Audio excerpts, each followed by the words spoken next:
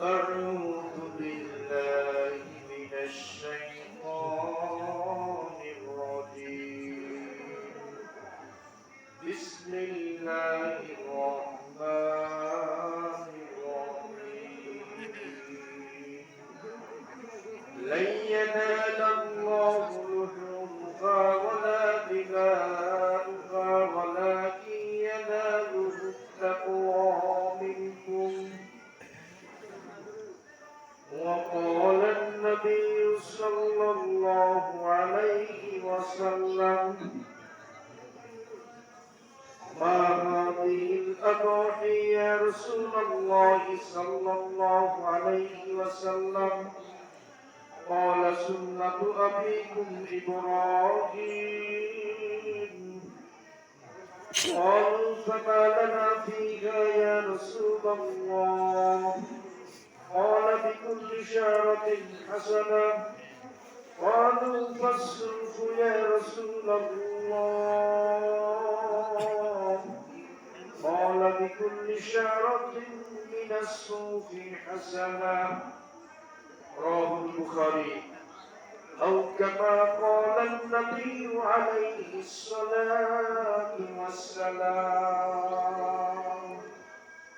إن الله وملائكته يصلون على النبي يا أيها الذين آمنوا صلوا عليه وسلموا تسليما সকলেই জবান খুলে মুহাম্মদের সাথে দুরূদ ইব্রাহিম পাঠ করি اللهم صل على محمد وعلى آل محمد كما صليت على إبراهيم وعلى آل إبراهيم إنك حميد مجيد اللهم بارك على محمد وعلى آل محمد كما باركت على إبراهيم وعلى آل إبراهيم إنك حميد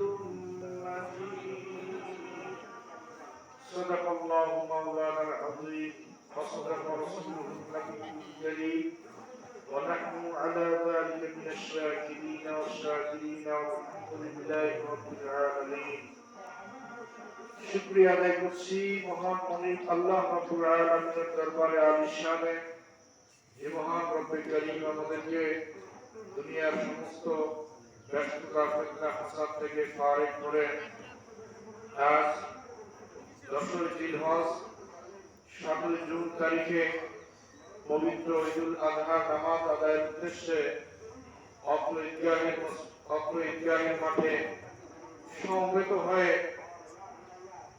কোরআন হাদিস থেকে কিছু বলার এবং শোনার তৌফিক নসিব করে দিলেন সেজন্য সেই মহান মুনিব আল্লাহ রাব্বুল আলামিনের আলিশান দরবারে শুকর সুজুদ আদায় করি সকলেই জবান খুলে বলি আলহামদুলিল্লাহ আলহামদুলিল্লাহ। আল্লাহ রাব্বুল আলামিন আমাদেরকে অত্যন্ত দয়া করে মায়া করে ভালোবেসে পছন্দ করে মনোনীত করে আজকের এই ঈদগাহের ময়দানে নিয়ে এসেছেন এজন্য আমরা খুশি না বেজার? তো আমরা যদি খুশি হয়ে থাকি আল্লাহ রাব্বুল আলামিনের দরবারে আবারও অবনত মস্তকে শুকরিয়া আদায় করি সকলেই জোরে সুরে বলি আলহামদুলিল্লাহ। আলহামদুলিল্লাহ। সম্মানিত হাজিরিন, ঘোষণা দেওয়া হয়েছে 8টায় পবিত্র ঈদুল আযহার নামাজ অনুষ্ঠিত হবে, সে কারণে সময় অত্যন্ত কম। তো এই স্বল্প সময়ের ভিতরে পবিত্র কালামে মাজিদ থেকে সূরাতুল হজ্জের 37 নম্বর আয়াত আপনাদের সামনে তেলাওয়াত করেছি এবং বুখারী শরীফ থেকে একটা হাদিস আপনাদের সামনে তেলাওয়াত করেছি। আয়াত এবং হাদিসের আলোকে কুরবানির গুরুত্ব এবং তাৎপর্য সম্পর্কে সামান্য 2-4টি কথা বলে ইনশাআল্লাহ পবিত্র ঈদের নামাজ আদায় করা হবে। সকলেই বলেন আল্লাহুম্মা আমিন। ততক্ষণ পর্যন্ত আমরা ধৈর্য সহকারে বসে আলোচনা শুনব। এখন পর্যন্ত যারা এদিক সেদিক ঘোরাফেরা করছেন বা বাড়িতে বসে আছেন, আমি তাদের প্রতি সবিনয়ে আহ্বান জানাচ্ছি যে ঈদুল আজহার নামাজ যেহেতু কুরবানি রয়েছে আমাদের, সেজন্য একটু আগে আগে আদায় করা উচিত। সেজন্য এখনো যারা বাড়িতে বসে আছেন বা যাবো যাবো ভাবছেন, তাদের দৃষ্টি আকর্ষণ করে বলছি, আপনারা খুব জলদি জলদি মাঠে চলে আসেন, নয়তোবা ঈদের নামাজটা আপনারা পাবেন না। আল্লাহ রাব্বুল আলামিন পবিত্র কোরআনে মাজিদের ভিতরে সূরা হাজের 37 নম্বর আয়াতে বলেছেন, লা ইয়ানালাল্লাহু লুহুমাহু ওয়ালা দিমাউহা ওয়ালাকিন ইয়ানালুহু তাকওয়া মিনকুম। আল্লাহ রাব্বুল আলামিন পবিত্র কুরবানি আমাদেরকে দান করেছেন। কুরবানি করার জন্য যে নির্দেশ দিয়েছেন, আমরা এই নির্দেশ অনুসারে হযরতে আদি পিতা ইব্রাহিম আলাইহিস সালামের সূত্র ধরে তার সন্তান হিসেবে আমরা আজ পর্যন্ত কুরবানি করছি, কি বলেন? এবং কিয়ামত পর্যন্ত এটা কি থাকবে ভাই? বলবৎ থাকবে। কিয়ামত পর্যন্ত যত উম্মত, যত মানুষ, যত মুসলমান এই পৃথিবীতে আগমন করবে, প্রত্যেক মুসলমানের উপর এই কুরবানি করা ওয়াজিব করে দিয়েছেন কে? আল্লাহ। কথা বুঝেন নাই? আল্লাহ রাব্বুল আলামিন ইব্রাহিম আলাইহিস সালামের সন্তান হিসেবে, তিনি যেহেতু আমাদের জাতির পিতা, সেজন্য ইব্রাহিম আলাইহিস সালামের সুন্নাত হিসেবে এই কুরবানির বিধান কে দিয়েছেন? আল্লাহ রাব্বুল আলামিন আমাদের উপরে দিয়েছেন। তো এই কুরবানির ইতিহাস প্রত্যেক বছরই বলা হয়।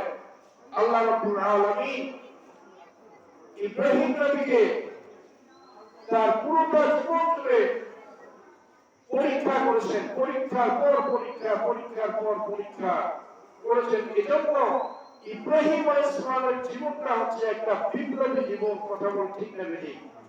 ইব্রাহিম আলাইহিস সালামের জীবনী পড়ে দেখেন, পৃথিবীতে দুইজন মানুষ আগমনের আগেই তাদের আগমন যাতে না হয়, তারা যাতে পৃথিবীতে আসতে না পারে, ভূমিষ্ঠ হতে না পারে, এজন্য সেই সময়কার ফিরাউনরা, সেই সময়কার আবু জাহেলরা, সেই সময়কার বেঈমানরা ইব্রাহিম দুইজন মানুষের আগমনের ব্যবস্থাটাকে বন্ধ করার জন্য, তারা যাতে পৃথিবীতে না আসতে পারে, এটা বন্ধ করার জন্য অনেক চেষ্টা করেছেন।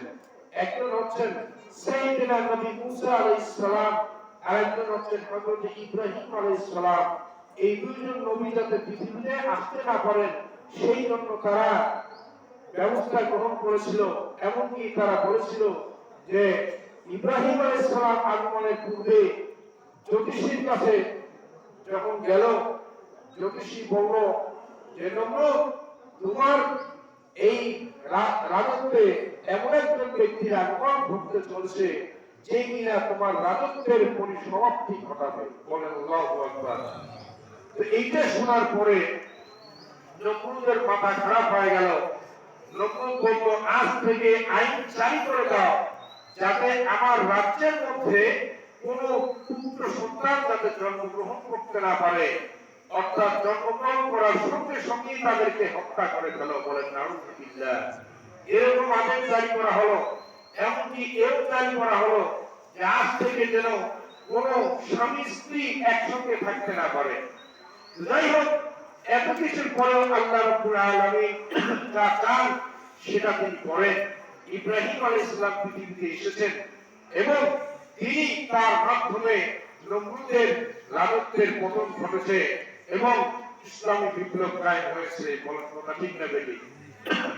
সম্মানিত হাজির, ইব্রাহিম আলাইহিস সালামের জীবনটাই ছিল পরীক্ষার জীবন।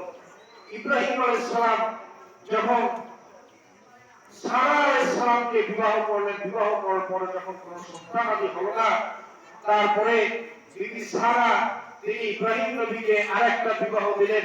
তার নাম হচ্ছে হাজেরা আলাইহিস সালাম। তাকে দিয়ে আরেকটা বিবাহ বন্ধনে আবদ্ধ করালেন। করানোর পর এই হাজেরার গর্ভে 86 বছর বয়সে ইব্রাহিম আলাইহিস সালামকে আল্লাহ রাব্বুল আলামিন একটা সৎ পুত্র সন্তান দান করলেন।